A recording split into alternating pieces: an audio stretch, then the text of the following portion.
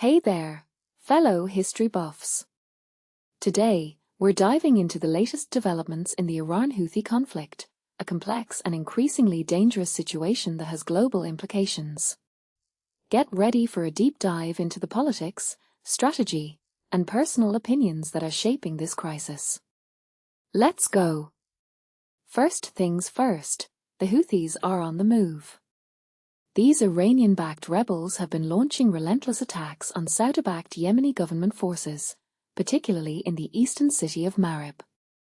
What's interesting here is the scale and frequency of these strikes. It's not just about the military casualties. The civilian toll is also significant, with reports of at least 2 deaths and 14 injuries in the latest attack. This raises a deeper question. Are the Houthis intentionally targeting civilians, or are these incidents just collateral damage in their broader strategy? Now, let's talk about the bigger picture. The US-Iran conflict is in its 6th month, and the Trump administration is trying to negotiate a deal.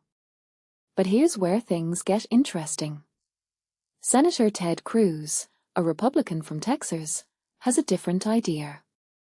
He thinks the US should be doing more to pressure the Iranian regime, including arming the protesters who are opposing the government. Personally, I think this is a risky move. It could escalate tensions and potentially lead to a wider conflict. But what makes this really interesting is the potential impact on the Strait of Hormuz. If the US arms the protesters, it could change the dynamics of the region and potentially lead to a new security model for the strait. Speaking of the Strait of Hormuz, there's some good news and some bad news. Iran and Oman are close to reaching a new arrangement for managing traffic through the strait. This is good news because it could help stabilize the region and reduce tensions. But the bad news is that it's not a full reopening. Iran is insisting on a new security model, which could be a step towards a more controlled and regulated strait. What this really suggests is that the Iran war has changed the security situation around the waterway, and previous arrangements can't address the new realities. Now, let's talk about the Saudi-led coalition.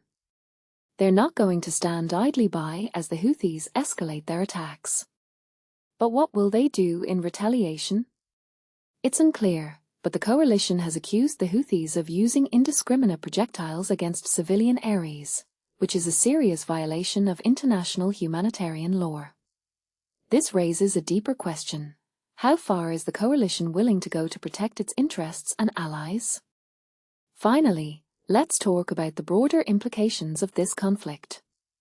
The Saudi-Turkey-Pakistan Defense Agreement is a significant development. It's a clear sign that these countries are seeking closer security ties in response to the evolving regional situation. This agreement could have far-reaching consequences, potentially reshaping the balance of power in the Middle East. What this really suggests is that the Iran war is not just a local conflict, it's a regional crisis with global implications. In conclusion, the Iran-Houthi conflict is a complex and dangerous situation with far-reaching consequences.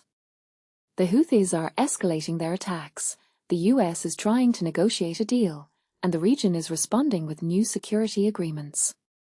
What makes this really interesting is the potential impact on the Strait of Hormuz and the broader regional dynamics. As we move forward, it's crucial to keep an eye on these developments and consider the personal opinions and interpretations of key players. What do you think? How do you see this conflict unfolding? Let me know in the comments below.